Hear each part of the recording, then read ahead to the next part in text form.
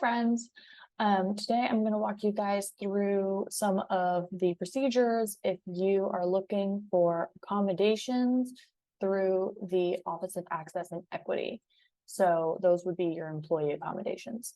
And that will take you here. It'll make you log in, so your information will be kind of automatically in there, and then it's kind of this Google form type of situation. You're going to put in what your job is, where you live, phone number, who you are, and then information from your department so that they know like who to ask about what your job is. Then you're going to be asked to describe your condition and how that impacts your ability to do your work. It specifically says do not disclose your medical condition on this form. They're not allowed to ask you what your actual disability is. That's going to go just to your doctors or their doctors, right?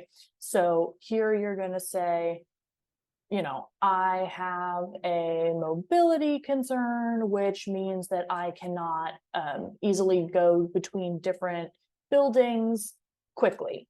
And so I need all of my things in one building, or I need time between classes, or I have a sensory thing, and that means that I need certain accommodations, like certain technologies in the room, etc. But you're not going to say a specific medical condition. You're just going to say, because of my condition, I cannot do these things. I need certain accommodations. Then you're going to say what those accommodations are.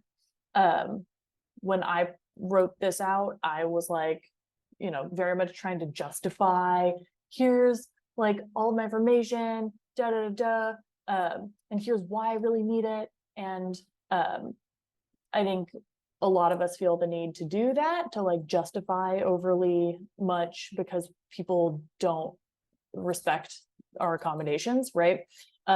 You don't have to do all of that extra stuff for this paperwork. They just want bullet point. And then they'll ask you to answer one of these. So what that actually looks like is the first page was all of that information of like contact information. And then you say like, here are the accommodations that I'm looking for. I know that I'm going to have to get their doctors to look at it, and you sign it.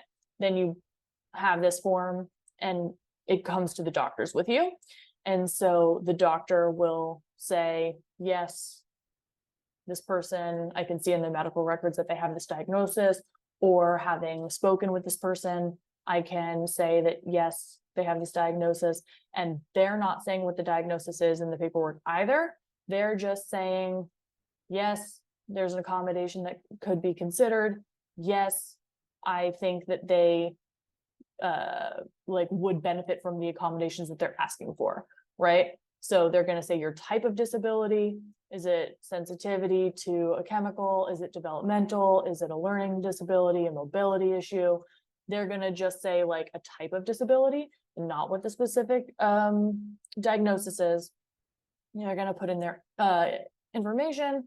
And then it goes on to step 3, which is, again, the department information. So this is where it's going to go to your supervisor, and they're going to say, this is what they have to do. They need to be able to do grading. They need to be able to perform a lecture. They need to be able to assist in discussion sessions in a certain way.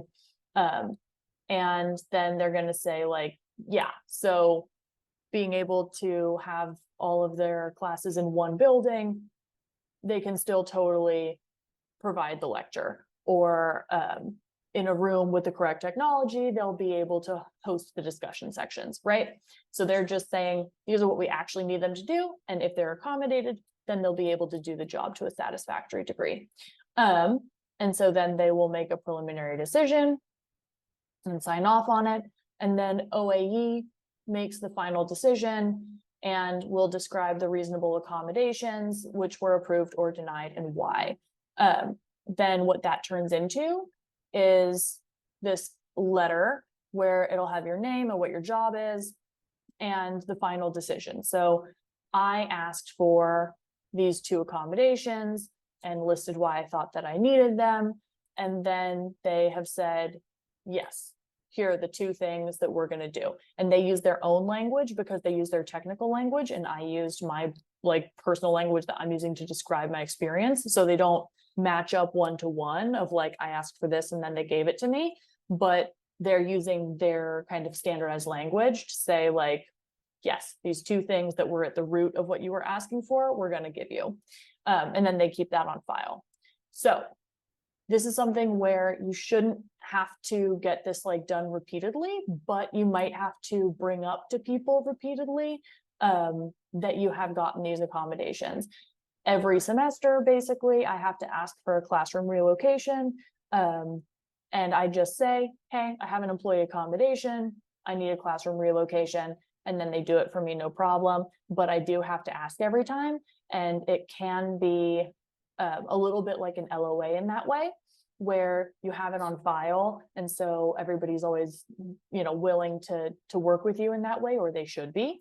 But you might have to like remind people of it the way that you would send an LOA every semester, to just be like, heads up, remember I need these accommodations, because sometimes fabulous HR people or fabulous bosses will remember, and oftentimes they won't. And so you just have to say, hey, that's on file. Do you need another copy? And if they're then not making these accommodations for you, that would be in violation of the ADA, and you could file a grievance and with the ADA compliance. So that is how you're going to be getting your employee accommodations. This is separate from student accommodations, which have to go through the Disability Resource Center, the DRC. And so if you are a graduate student who is also a graduate employee and you need accommodations for both aspects of your work, you're going to have to go through two different processes. So these would be your employee accommodations. We'll talk about the student accommodations in a different video. Hope that was helpful.